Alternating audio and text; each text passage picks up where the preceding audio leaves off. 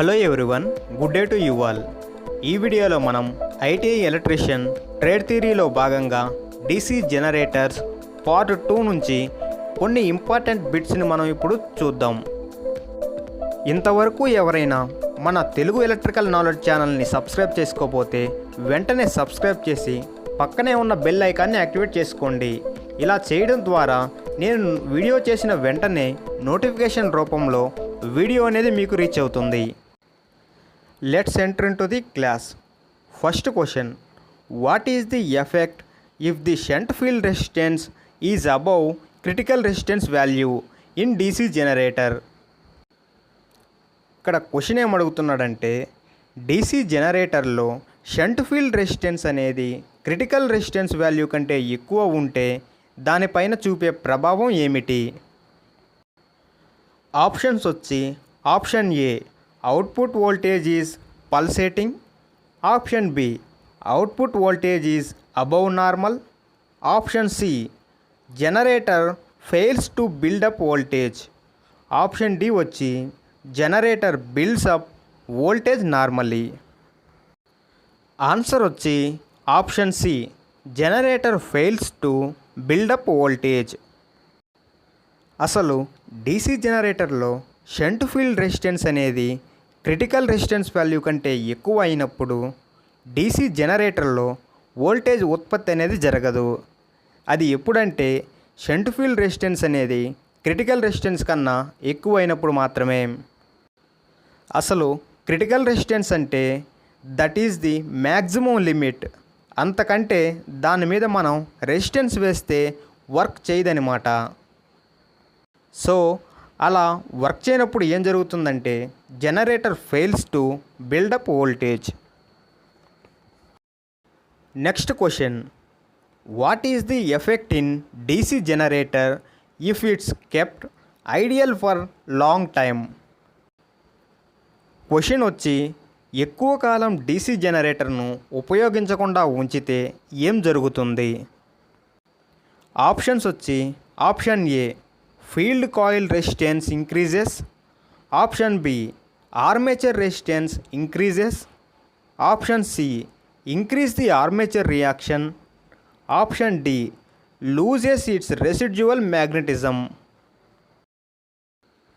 ఇక్కడ ఆన్సర్ వచ్చి option D, loses its residual magnetism. So ఎక్కువ కాలం పాటు డీసీ జనరేటర్ను ఉపయోగించకుండా ఉంచినట్లయితే దానిలో ఉన్న రెసిడ్యువల్ మ్యాగ్నెటిజంని కోల్పోతుంది. అసలు మనం ఎక్కువ రోజుల పాటు డీసీ జనరేటర్ను వాడకుండా ఉంటే ఏమవుతుంది అంటే దానిలో ఉన్న రెసిడ్యువల్ మ్యాగ్నెటిజంను కోల్పోతుంది. అప్పుడు మళ్ళీ దానిలో రెసిడ్యువల్ మ్యాగ్నెటిజంను క్రియేట్ చేస్తే అప్పుడు జనరేటర్ నుండి అవుట్పుట్ అనేది మనం తీసుకోవచ్చు. Next question, what is the effect on induced EMF if the main field flux get destroyed in DC generator? ఇక్కడ క్వశ్చన్ ఏమడుగుతున్నారంటే, డీసీ జనరేటర్లో మెయిన్ ఫీల్డ్ ఫ్లక్స్ అనేది డిస్ట్రాయ్ అయినప్పుడు ఇండ్యూస్డ్ ఈఎంఎఫ్పై చూపే ప్రభావం ఏమిటి? ఆప్షన్స్ వచ్చి, option A induced EMF increases, option B induced EMF decreases, option C no change in induced EMF, option D వచ్చి ఇండ్యూస్డ్ ఈఎంఎఫ్ బికమ్స్ జీరో. ఇక్కడ ఆన్సర్ వచ్చి option B, induced EMF decreases. So DC మోటార్లో flux అనేది కాన్స్టెంట్గా ఉన్నప్పుడే induced EMF అనేది కూడా కాన్స్టెంట్గా ఉంటుంది. అలా కాకుండా ఫ్లక్స్ అనేది డిస్ట్రాయ్ అయితే ఇండ్యూస్డ్ ఈఎంఎఫ్ అనేది కూడా తగ్గిపోతుంది. ఇక్కడ డీసీ జనరేటర్లో మెయిన్ ఫీల్డ్ ఫ్లక్స్ అనేది డిస్ట్రాయ్ అయినప్పుడు ఇండ్యూస్డ్ ఈఎంఎఫ్ అనేది కూడా తగ్గిపోతుంది. Next question, what is the cause for heavy sparking in brushes of a DC generator? ఇక్కడ క్వశ్చన్ ఏమడుగుతున్నాడంటే, డీసీ జనరేటర్ బ్రషెస్ దగ్గర హెవీ స్పార్కింగ్ ఏర్పడడంకు గల కారణం ఏమిటి? ఆప్షన్స్ వచ్చి, option A short circuit in field winding. Option B short circuit in armature winding. Option C MNA and GNA positions changed. Option D వచ్చి too much sparking tension at brushes. ఇక్కడ answer వచ్చి option C MNA and GNA position changed. అయితే మనందరికీ తెలుసు ఈ బ్రషెస్ను carbon మరియు graphite అల్లోతో తయారు చేస్తారు. డీసీ జనరేటర్ బ్రషెస్ దగ్గర హెవీ స్పార్కింగ్ అనేది రావడానికి గల కారణం బ్రష్ పొజిషన్స్ అనేవి చేంజ్ అవ్వడం వలన అక్కడ హెవీ స్పార్కింగ్ అనేది వస్తుంది. సో డీసీ జనరేటర్ బ్రషెస్ దగ్గర హెవీ స్పార్కింగ్ ఏర్పడడంకు గల కారణం ఏమిటి అని అంటే MNA and GNA positions are changed. Next question, what is the effect of armature reaction in DC generator? Question ఏమడుగుతున్నాడంటే డీసీ జనరేటర్లో ఆర్మేచర్ రియాక్షన్ వలన ఏర్పడే ఎఫెక్ట్ ఏమిటి? ఆప్షన్స్ వచ్చి option A output voltage increases. Option B output voltage decreases. Option C output voltage is pulsating. Option D output voltage will become zero. So ఇక్కడ answer వచ్చి option B output voltage decreases.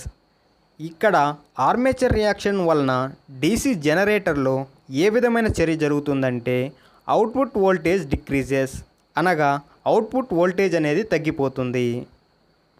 ఎప్పుడైనా armature reaction effect వలన DC జనరేటర్లో ఉత్పత్తి అయ్యే voltage అనేది కూడా తగ్గుతుంది. డీసీ జనరేటర్లో ఆర్మేచర్ రియాక్షన్ వలన ఏర్పడే ఎఫెక్ట్ ఏమిటి అని అంటే ఆన్సర్ వచ్చి output voltage decreases. Next question, how the effect of armature reaction can be neutralized in large DC generators? ఇక్కడ క్వశ్చన్ ఏమడుగుతున్నాడంటే లార్జ్ డీసీ జనరేటర్లో ఆర్మేచర్ రియాక్షన్ యొక్క ప్రభావాన్ని ఎలా తటస్థీకరిస్తారు? ఆప్షన్స్ వచ్చి option A using compensating winding. Option B providing additional internal poles. Option C increasing brush contact resistance.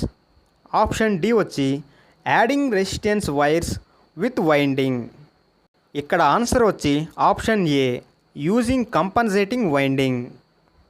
So కంపన్సేటింగ్ వైండింగ్ను ఉపయోగించి armature రియాక్షన్ను మనం న్యూట్రలైజ్ అనేది చేయగలం.